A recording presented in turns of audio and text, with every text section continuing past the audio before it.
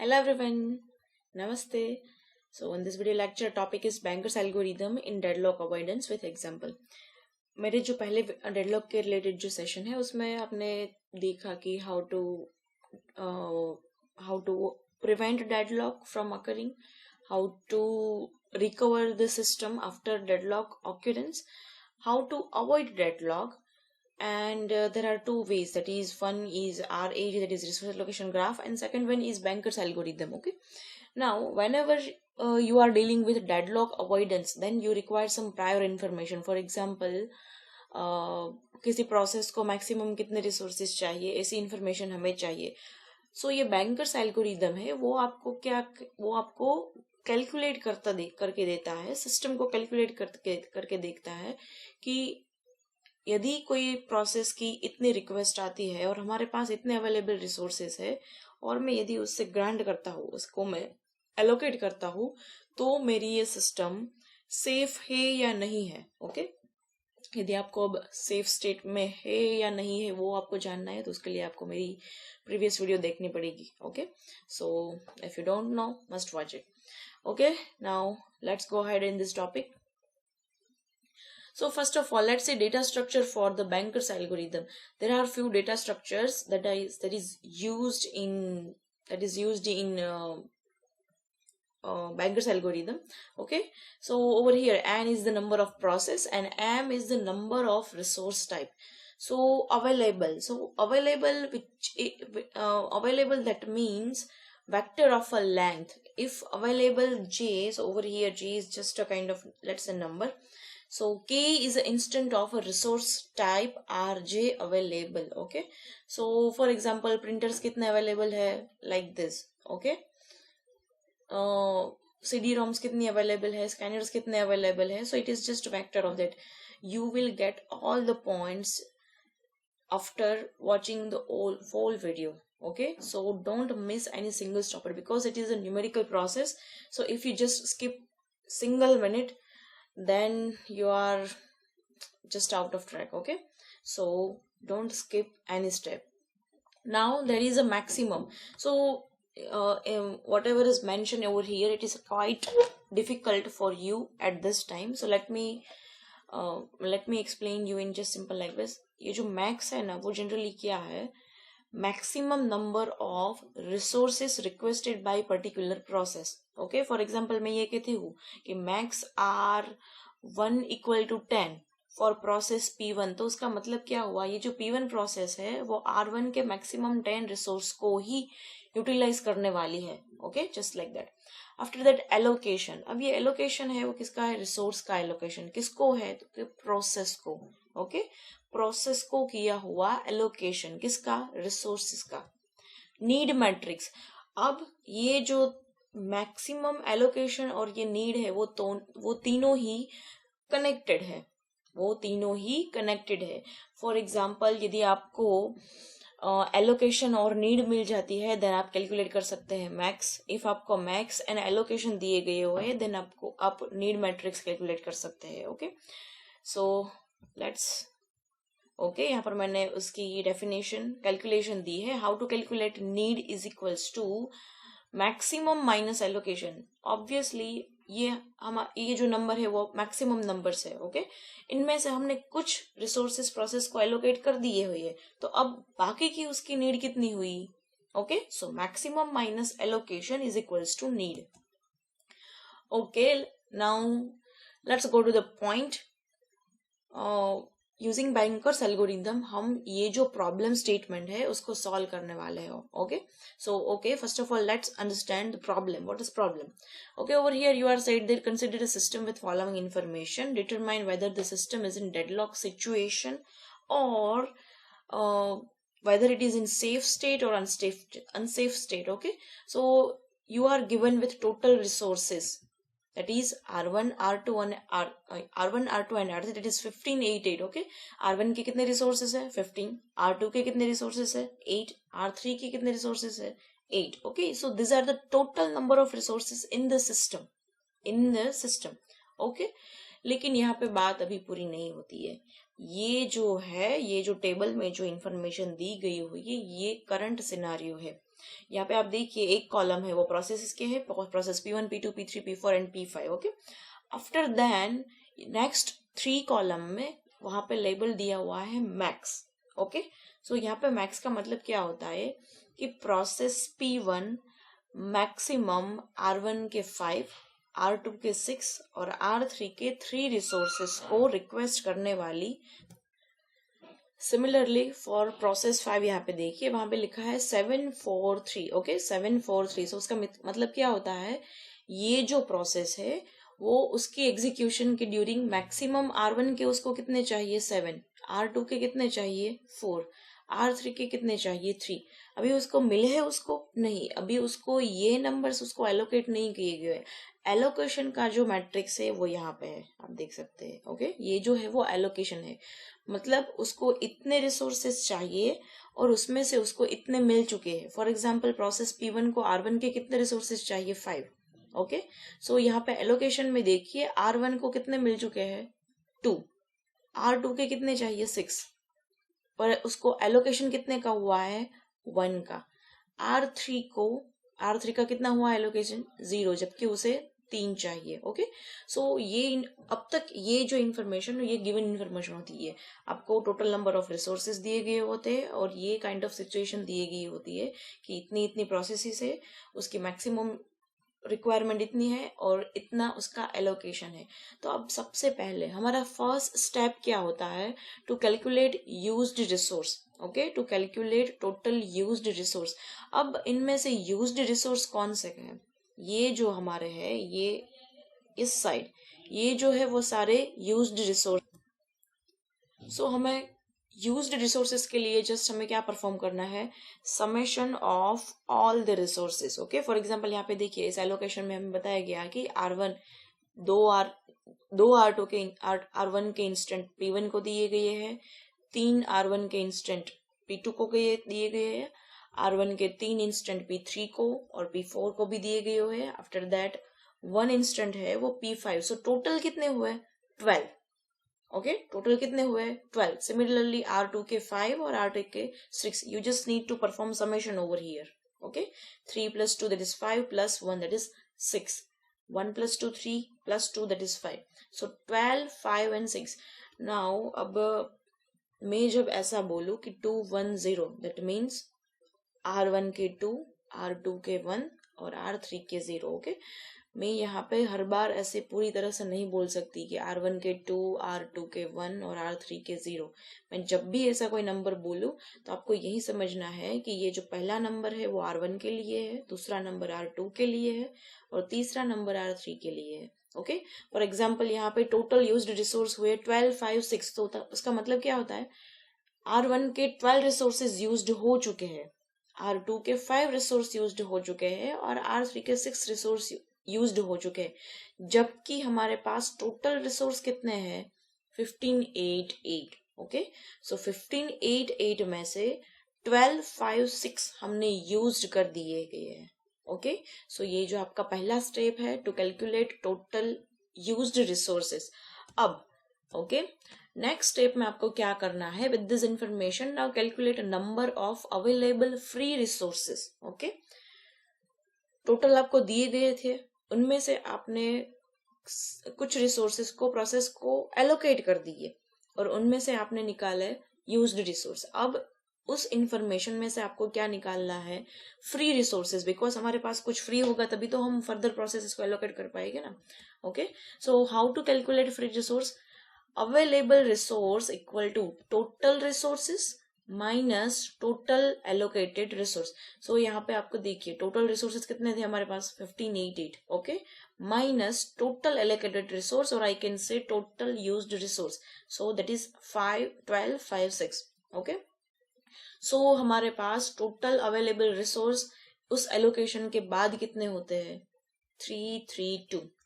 Okay, 3 3 2। So hence available resources of this R1 के कितने बचे 3 इंस्टेंट, R2 के कितने बचे 3 इंस्टेंट, R3 के कितने बचे 2 इंस्टेंट। ओके, सो अब जब आपके पास करंट अवेलेबल रिसोर्स की एग्जैक्ट नंबर आ जाए उसके बाद आपको बैंकर्स एल्गोरिथम को अप्लाई करना है। ओके। और हमने ये जो आगे देखा, need, max and allocation, that are the data structure that is needed to execute detection this banker's detection algorithm. Okay, so now you can see over here, this is our this current available, that is, it is referring to current available free resources. Okay, AV for available resources. So it is it is given with different label in different labels, so you can use you can use whatever you want to use. Okay, it's just current available, it can be just AV. Okay, like that. So kitne numbers hai? 3 3 2. Okay, now I don't need to explain you that 3, that means R1, this 3 is R2, and this 3 is R3. Okay, I hope you are synchronized with this video. Okay, step 3, calculate need matrix by substituting allocation from max. अब हमें calculate करना है need matrix. Okay, need matrix हमें calculate करना है. तो ये कैसे करते हैं, ये आप देखिए इस टेबल में. ये जो इतना जो टेबल है, ओके, वो तो प्रीवियस जितना आपको दिया गया था उतना ही है. एडिशन क्या है, ये नीड मैट्रिक्स. और नीड मैट्रिक्स कैसे कैलकुलेट करते हैं, maximum minus allocation. For example, मुझे P1 की नीड मैट्रिक्स निकालने हैं, उसका नीड वेक्टर मुझे चाहिए. तो मुझे क्या करना है, उसके मैक्सिमम में से उसका एलोकेशन का डिडक्शन करना है. ओके, सो फॉर एग्जाम्पल यहाँ पे आप देखिए, R1 के 5 उसको चाहिए, उनमें से मिल कितने चुके हैं उसको, R1 के 2. सो अब उसकी नीड कितनी है, 3. ओके, P1 को R2 के मैक्सिमम कितने चाहिए, 6. मिल कितने चुके हैं, एलोकेशन कितना हो चुका है, 1. सो अब नीड ऑफ R2 कितनी हुई, 5. P1 को R3 के कितने चाहिए थे, 3 मैक्सिमम. ओके, मिल कितने चुके हैं, 0. सो 3 माइनस 0 दैट इज 3. ओके, सो ऐसे ही हमने सारी प्रोसेसेस के नीड वेक्टर्स को फाइंड किया है. फॉर एग्जाम्पल यहाँ पे प्रोसेस P5 को आप देखिए, P5 में 4 3 3. ओके, सो डायरेक्टली आपको सब्सट्रैक्ट करना है. यहाँ पे जो R1 की वैल्यू है उसके कॉरेस्पॉन्डेंस यहाँ पे आपको वैल्यू लेनी है. यहाँ पे भी R की वैल्यू, यहाँ पे भी R1 की value. So 4 minus 1 that is 3, 3 minus 0 that is 3, and 3 minus 1 that is 2. तो ऐसे आपको नीड मैट्रिक्स फाइंड करनी है. ओके, ईच प्रोसेस, जितनी भी आपको प्रोसेस दी गई हुई है उन सब की. ये जो है वो बहुत ही IMP है. ये आपको किसी भी भूल के बगैर सही न्यूमेरिकल वैल्यू के साथ निकालनी है. ओके, अगर यहाँ पे ही आपने कोई गलती कर दी, दैट मीन्स आपका पूरा का पूरा कैलकुलेशन है वो रॉन्ग हो जाएगा. नाउ अब आते हैं step 4. Okay, step 4. Now check for each process whether need उसकी करंट अवेलेबल से कम है या नहीं है. If this is true then allocate the requested resource to particular process. Okay, और ये जो स्टेप है वो फॉर एग्जाम्पल मैं आपको एग्जाम्पल से समझाती हूँ. सपोज कि मैं एक प्रोसेस हूँ, ओके, और ऑपरेटिंग सिस्टम को मैंने रिक्वेस्ट की है कि ऑपरेटिंग सिस्टम मुझे R1 के 10 रिसोर्स चाहिए. ओके, मुझे R1 के 10 रिसोर्स चाहिए. लेट्स से कि हम अभी सिंगल रिसोर्स की बात कर रहे हैं, एक ही रिसोर्स है और उसके मल्टीपल इंस्टेंट है. मुझे 10 रिसोर्स चाहिए उसके. पर ऑपरेटिंग सिस्टम पहले क्या करे, वो चेक करेगा कि उसके पास उतने रिसोर्स है भी या नहीं है. ओके, इफ उसके जितने ही या फिर उसके कम की मेरी नीड है, okay, then only it will grant me the requested resources. Okay, so यहाँ पे आप देखिए, ये जो हमने नीड मैट्रिक्स फाइंड किया है, ये जो नीड मैट्रिक्स, वो क्या है, इतना रिसोर्सेस ईच प्रोसेस को चाहिए. P1 को 3 5 3 चाहिए, लेकिन ऑपरेटिंग सिस्टम कब उसको ग्रांट करेगी, इफ उसके पास करंट अवेलेबल उतने हैं. ओके, सो करंट अवेलेबल हमने ऑलरेडी कैलकुलेट कर चुके हैं, total resources minus total used resources. Okay, so you can see what is the value of current available AV is 332. Okay, 332. अब ये जो स्टेप 4 है वो सबसे ज्यादा लेंथी है. ऊपर के स्टेप में हमने जो देखा वो सब सारी कैलकुलेशन ही देखी थी. अब स्टेप 4 में सबसे पहले हमें क्या करना है, ईच प्रोसेस के लिए हमें इस कंडीशन को देखना है. ओके, ईच प्रोसेस में।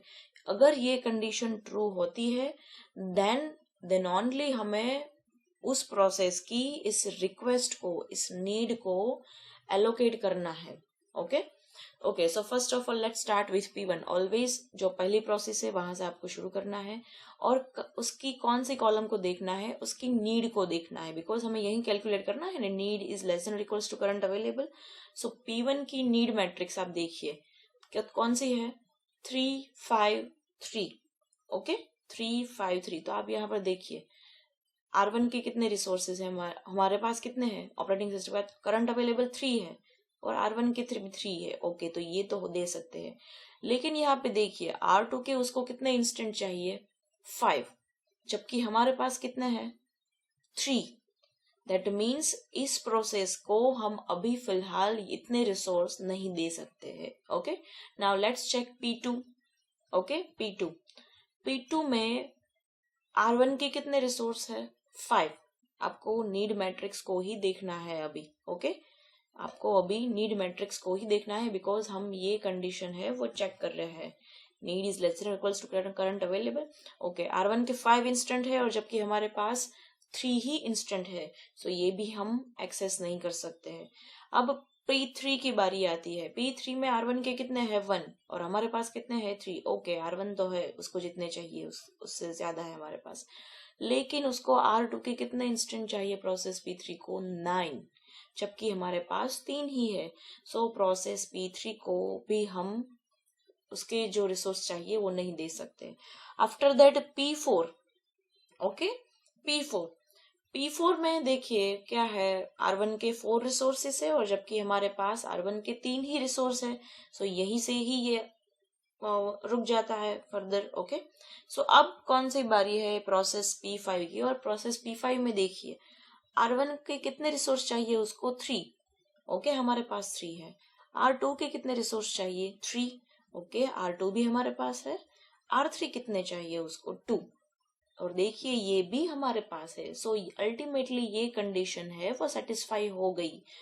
प्रोसेस P5 की नीड लेस देन और इक्वल्स टू करंट अवेलेबल। सो क्या होगा, ये जो प्रोसेस P5 है, यहाँ पे आप देखिए प्रोसेस P5 के लिए ये कंडीशन ट्रू हो गई, नीड लेस देन और equals to current available. So allocate requested resource. Okay, उसको कितने रिसोर्सेस चाहिए थे, 3 3 2। ओके, और ये जो रिसोर्सेस है हम हम हमारे पास जो होते हैं, मतलब 3 3 2 जो हमारे पास अभी है उसमें से ही हम निकाल के देते हैं। ओके, सो ये जो टोटल है उसमें कोई चेंज नहीं वाला हमें। अब चलो ओके, प्रोसेस को ये जो रिसोर्स है वो दे दिए, 3 3 2 उसको हम दे चुके हैं। ओके, उसकी मैक्सिमम नीड कौन सी थी, 4 3 3। उनमें से एलोकेशन 101 का हो चुका था और हमें बस इसके लिए ही कैलकुलेट करना था। अब हमने कैलकुलेट कर लिया है, इस रिक्वेस्ट को हम सेंड कर सकते हैं, ये एलोकेट हो सकती है। तो अब क्या होगा, प्रोसेस P5 उसका एग्जीक्यूशन करेगी, कंप्लीट करेगी, और जैसे ही कंप्लीट करेगी it will release all the resources held by particular process. Okay, so okay, now the question is how many resources occupied by this process P5, how many resource? So you can see over here allocation कितने का हो चुका है, 101 का, 101 का इतने का allocation हो चुका है। ओके, उसकी नीड कितनी थी, 332। ओके, और उसकी जो भी नीड है हम उससे करंट अवेलेबल रिसोर्स में ही हम उसको देने वाले हैं रिसोर्सेस। ओके, तो अब मुझे अब ये जो P5 है वो जैसे ही उसकी प्रोसेस कंप्लीट, ये देखिए ये जो पॉइंट है वो बहुत ही इंपॉर्टेंट है। अब यहाँ पे ही आपने जैसा भी कुछ मैस्टअप हो गया समझने में, देन आपको आगे कुछ समझ में नहीं आएगा। Okay, so just understand this point, process P5, because ये हर प्रोसेस में इसको आपको यही प्रोसेस करनी है। जस्ट आप ये एक स्टेप को समझ लीजिए, then this whole calculation is very easy for you. Okay, just एक ही बार आपको समझना है, बहुत ही इजी है, आपको जस्ट समेशन माइनस ऐसा ही परफॉर्म करना है। ओके, तो P5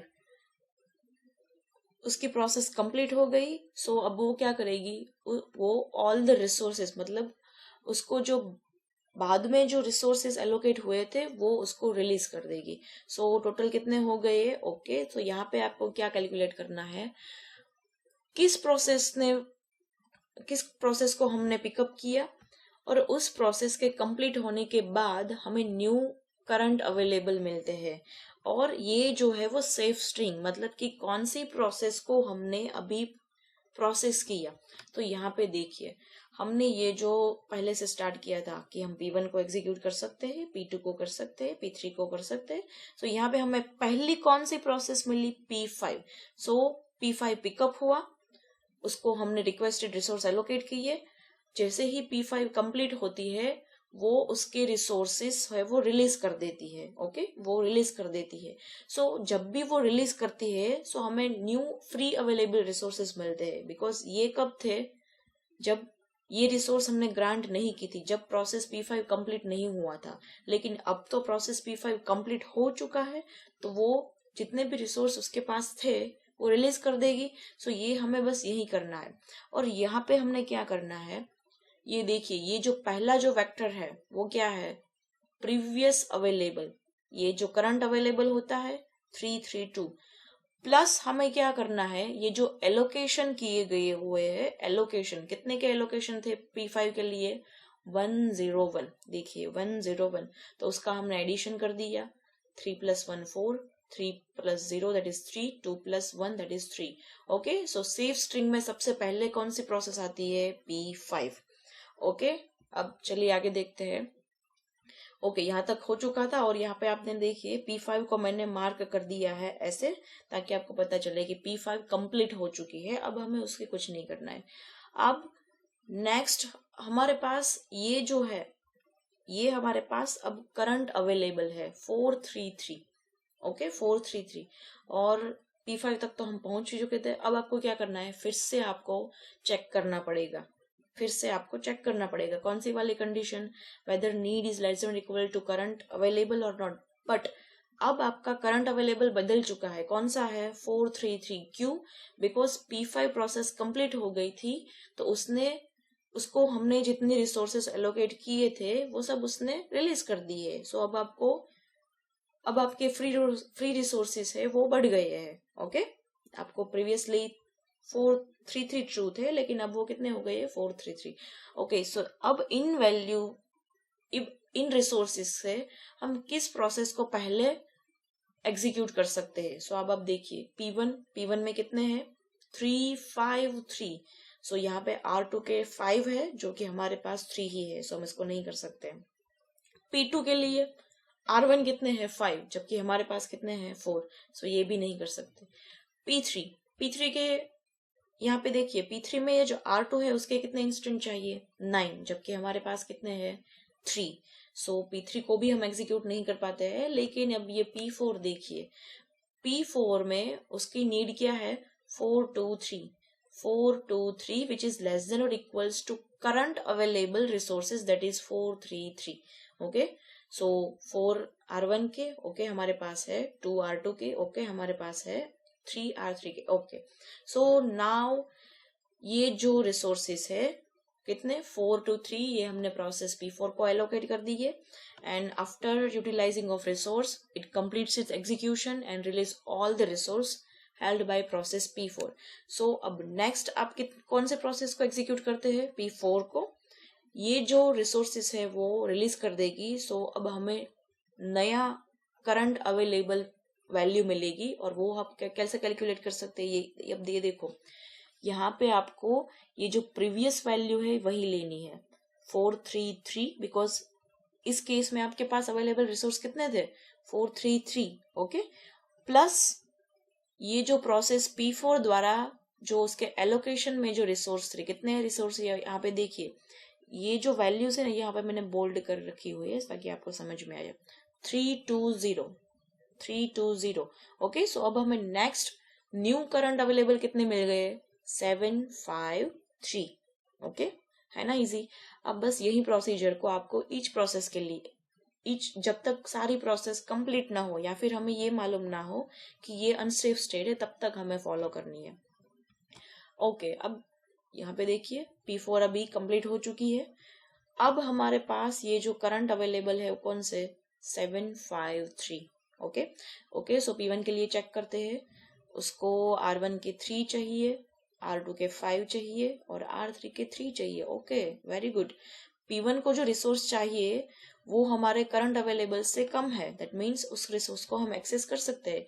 सो देखिए यहाँ पे P1 को मैंने वो चेक कर ली कंडीशन पहले, need is less than equals to current, और उसको जितने रिसोर्सेज चाहिए थे वो दे दिए गए। अब प्रोसेस P1 कंप्लीट हो जाती है तो वो फिर क्या करेगी, उसने जितने भी रिसोर्स हेल्ड कर रखे हुए वो वापस देगी। सो P1 नेक्स्ट हमें कौन सी प्रोसेस फाउंड हुई, P1।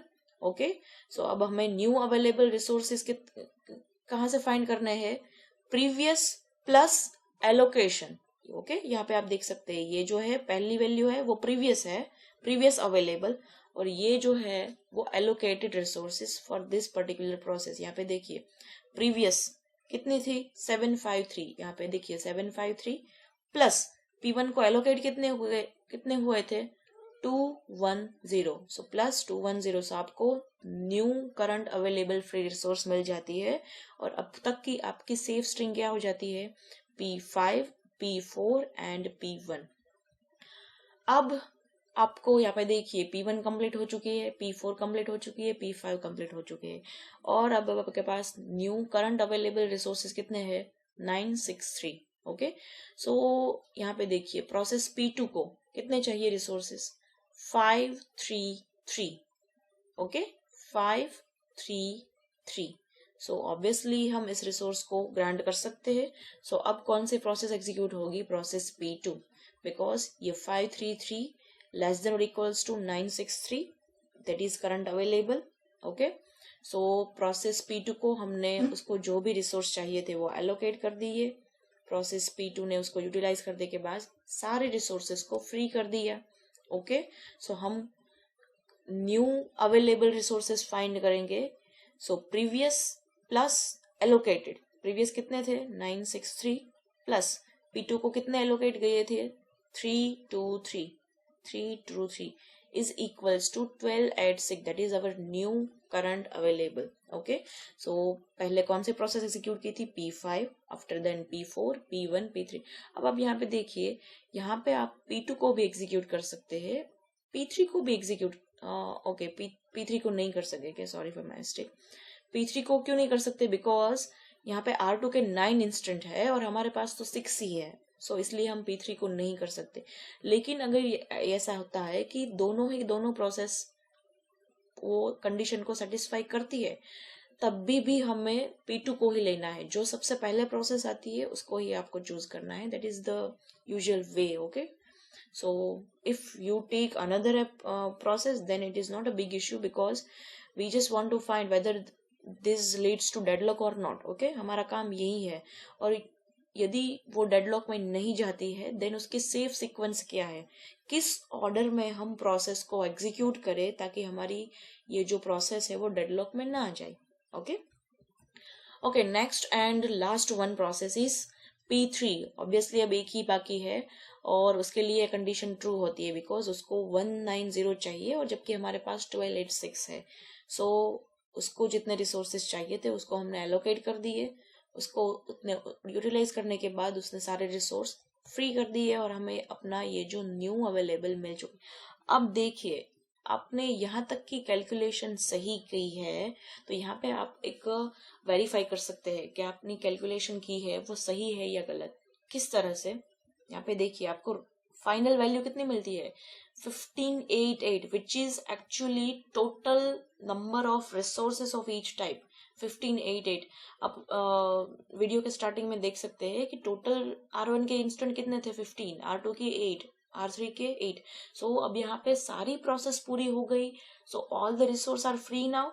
So this is how you get actual original number of resource 1588। So यदि ऐसा होता है दैट मीन्स आपने सही कैलकुलेशन की है। ओके, सो यहाँ पे अब देखिए यहाँ पे P5 पहले, P3, P4, P5, P2, so all these process are completed, okay, successfully completed.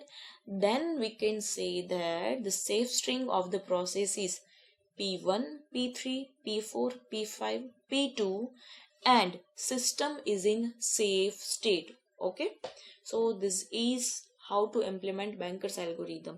So यदि आप all the process को complete इस तरह से कर पाते हैं, then we can say that कि इस सिचुएशन में यदि आप इस रिसोर्स को एलोकेट करते हैं, देन सिस्टम वो है वो सेफ स्टेट में है.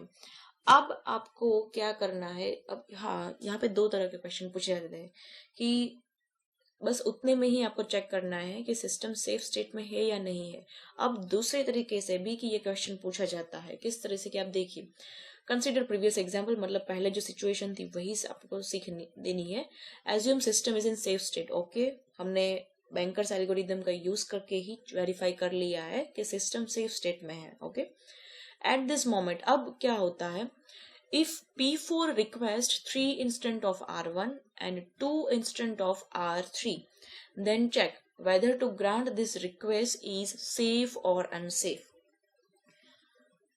अब क्या होता है, ये जो P4 वाली प्रोसेस है ना, वो रिक्वेस्ट करती है, कितने रिसोर्सेस रिक्वेस्ट करती है, R1 के 3, R2 के 0, यहाँ पे मेंशन नहीं किया गया है R2 के बारे में, दैट मीन्स उसकी वैल्यू हमें 0 लेनी है, R3 के 2 instant. Okay, so basically it's like that. Process P4 request 302. Okay, 302. So जब ऐसा केस आपको दिया जाता है, so basically वो आपको क्या पूछ रहे हैं कि P4 यदि ऐसी कोई रिक्वेस्ट करती है तो ऑपरेटिंग सिस्टम को उसकी ये जो रिक्वेस्ट है उसको ग्रांट करना चाहिए या नहीं करना चाहिए. ओके, तो सबसे पहले आपका स्टेप 1 इस केस में क्या होगा, check whether request is less than और equals to need of that process, because initially सभी प्रोसेस ने अपनी मैक्सिमम वैल्यूज बताई है. आप ये इस टेबल में देख सकते हैं. ओके, यहाँ पे देखिए किस प्रोसेस के बारे में बात कर रहे हैं हम, P4 की मैक्सिमम क्या है वैल्यू, 743. ओके, और एलोकेशन कितना का हो चुका है, 320. सो उसकी नीड कितनी है, 423. ये उसकी नीड है 423. इनमें से वो 3 instance of R1, 0 instance of R2 and 2 instance of R3 के एक्सेस करती है. सो यदि ये कंडीशन पहले आपको चेक करना है कि ट्रू है या नहीं. ओके, सो इस केस में आप देख सकते हैं रिक्वेस्ट कितनी की है, 302. उसकी नीड कितनी है, किसकी, प्रोसेस P4 की, 423. आपने यदि ये टेबल सही में लिखा है, इसकी कैलकुलेशन सही है, then only you will first of all, या तभी आप यहाँ तक पहुंच पाएंगे. ओके, सो यहाँ पे देखिए कि P4 ने जो रिक्वेस्ट की है वो रिक्वेस्ट उसकी नीड से कम है. ओके, यदि ऐसा होता है तभी आपको फर्दर एग्जीक्यूट करना है. So if condition is wrong, ये कंडीशन सच्ची नहीं है, फॉर एग्जाम्पल यहाँ पर ये जो प्रोसेस P4 है वो लेट्स से R1 के 10 इंस्टेंट को रिक्वेस्ट करती है, जबकि उसने तो मैक्सिमम 7 ही बताया था, उनमें से भी 3 तो उसने एलोकेट कर दिए गए थे. सो अल्टीमेटली वो 4 को ही मैक्सिमम रिक्वेस्ट कर सकती है, लेकिन उसने तो कितने रिक्वेस्ट किए, R1 के 10. सो बेसिकली यहाँ पे कंडीशन रॉन्ग हो गई. That means request can not be granted and you have to stop over here. Okay, but यदि कंडीशन ट्रू है जैसा कि इस केस में है, देन स्टेप 2, अब आपको चेक करना है कि उसने जितने रिक्वेस्ट की है वो हमारे पास जो करंट अवेलेबल रिसोर्सेस है उसके जितने या फिर उससे कम है या नहीं है. बिकॉज हमारे पास अगर फ्री रिसोर्स ही नहीं है, then how will we allocate them the requested resource. So हमारे पास करंट अवेलेबल कितने हैं, ये देखिए, आपको जो प्रीवियस गिवन सिचुएशन थी वही कंसिडर करना है. Okay, so R1, R2, R3 that is 332. So 302 less than और इक्वल्स टू 332. यहाँ पे कंडीशन ट्रू होती है. ओके, अगेन इफ यहाँ पे भी कंडीशन ट्रू नहीं होती है, then you have to stop over here and you just conclude that request cannot be granted because requested resource number is more than current available resource. Okay, अब step 3, grant the requested resource to process P4। अब grant का मतलब क्या होता है, उसको हमें देना है। ओके, सो यहाँ पे आप देखिए ये जो P4 वाली जो लाइन है इस एलोकेशन में, ये मॉडिफाई हो चुकी है। क्यों मॉडिफाई हो चुकी है? बिकॉज उसको प्रीवियसली 743 उसको चाहिए थे, अब उसने कितने की रिक्वेस्ट की थी, 302 की। सो ये जो 302 है वो भी हमने इसमें ऐड कर दिए गए है विथ प्रीवियस वन। ओके, सो उसकी न्यू वैल्यू मिल जाती है और उसके बाद इसकी नीड है तो वो इतनी कम हो जाती है, that is 121। So basically you are just performing addition over here and subtraction over here, okay, with value of 302। Previous table को और इस टेबल को अब यदि आप कैलकुलेट करेंगे तो आपको समझ में आएगा, बिकॉज P4 ने जो न्यू रिक्वेस्ट हमने की थी वो हमने ग्रांट कर दी, सो एलोकेशन में उसके नंबर्स बढ़ गए। ओके, और उसकी नीड मैट्रिक्स उसमें जो वैल्यू थी, क्योंकि उसको जो प्रीवियसली उसकी जो नीड थी उनमें से ये जो रिक्वेस्ट है वो सेटिस्फाई होती थी, सो नीड अब उसकी कम हो गई। फॉर एग्जाम्पल मुझे 10 चाहिए टोटल, उसमें से 5 मुझे मिल चुके हैं, सो नीड कितने की हुई, 5 की। अब उन 5 में से मुझे 2 मिल चुके हैं, सो मेरा एलोकेशन कितने का हो गया, प्रीवियसली मुझे 5 मिले थे, अब मुझे 2 मिल गए हैं, दैट इज मीन 7। और अब मेरी नीड कितने की हुई है, 3 की, बिकॉज 5 बाकी थे उनमें से 2 मिल चुके हैं, सो अब 3 बाकी है। Okay, just like that. After resource allocation, calculate current available free resources. So you can see previously 332 हमारे पास थे, उनमें से हमने 302 resources P4 प्रोसेस को ग्रांट कर दिए। सो अब आपके पास ये जो न्यू करंट अवेलेबल रिसोर्सेज की आपकी वैल्यू मिलेगी, दैट इज 030। ओके, सो अब आपके पास कितने रिसोर्सेज है, 030। अब पहले मुझे एक क्वेश्चन बताइए, अब तक इस सिचुएशन में कोई भी प्रोसेस कंप्लीट हुई है? नहीं, अभी तो हमने सिर्फ रिसोर्सेज को ग्रांट किया है, वो भी पार्शियली। ओके, सो अब आपको क्या करना है, okay, first of all check 030, can you grant any request of any process with this available resource? यहाँ पे क्या है, 030। सो यहाँ पे आप देखिए इतने नंबर ऑफ रिसोर्सेस में से हम किसी भी प्रोसेस को फर्दर एग्जीक्यूट नहीं कर पाएंगे। अब यदि आप P1 देख लीजिए, उसको तो 3 चाहिए जबकि हमारे पास 0 है। P2 को भी नहीं कर सकते, P3 को भी नहीं कर सकते, P4 को भी नहीं कर सकते, P5 को भी नहीं कर सकते। So that means with 0-3 resources we cannot proceed to any process because available resources are not enough. So that means operating system should not grant P4's request, because ये केस कभी कभी का था, P4 ने जो रिक्वेस्ट की थी वो हमने ग्रांट की, तब जाके हमें ये इतने रिसोर्सेस मिलते हैं। ओके, P4 को हमने ग्रांट ही नहीं किया था, और पहले भी हम चेक चुके थे कि कैसे बैंकर्स एल्गोरिथम वर्क करता है, तब तो वो सेफ स्टेट में ही जाती थी। ओके, लेकिन ये P4 बीच में आई और उसने कहा कि चलो मुझे ये भी चाहिए, इतने चाहिए, तो और ऑपरेटिंग सिस्टम उसने सारी कैलकुलेशन की, ओके तुम ले लो, और उसी के बाद उसे पता चलता है कि ये तो मुझे नहीं करना चाहिए था। तो ये काम आपका कौन करता है, bankers algorithm before actual implementation of resources done by operating system. Okay, so यहाँ पे अब एक क्वेश्चन है, if current available is like 631, यदि आपको ऐसी वैल्यू मिलने की बजाय 030 के, जहां से कोई भी रिक्वेस्ट को मैं नहीं प्रोसेस कर पाई, लेकिन यहाँ पे आपको ऐसी वैल्यू मिलती है 631, okay, then we have to calculate further to find a safe sequence, just like in previous case we have find safe sequence, that is P5, P4, P1, P2, P3, okay, just like that. So यहाँ पे आप देखिए यदि 631 है तो then मैं P4 को भी एग्जीक्यूट कर सकती हूँ। ओके, आफ्टर दैट P5 को नहीं कर सकती, P3 को भी नहीं कर सकती, P2 को भी नहीं कर सकती, P1 को भी नहीं कर सकती। I have to execute first P4। So P4 को एग्जीक्यूट करूंगी मैं, आफ्टर देन P4 सारे रिसोर्सेज को रिलीज करेगी, देन मुझे आफ्टर न्यू अवेलेबल मिलेगा। ओके, सो यहाँ पे आपको अगेन स्टार्ट करना है। क्या? यदि आपको ये जो मिलती है current available value is like 631, then we have to calculate further to find safe sequence. Okay, so ये जो है वो आपका काम है कि to find safe sequence. Okay, so find safe sequence of process if this leads to safe state.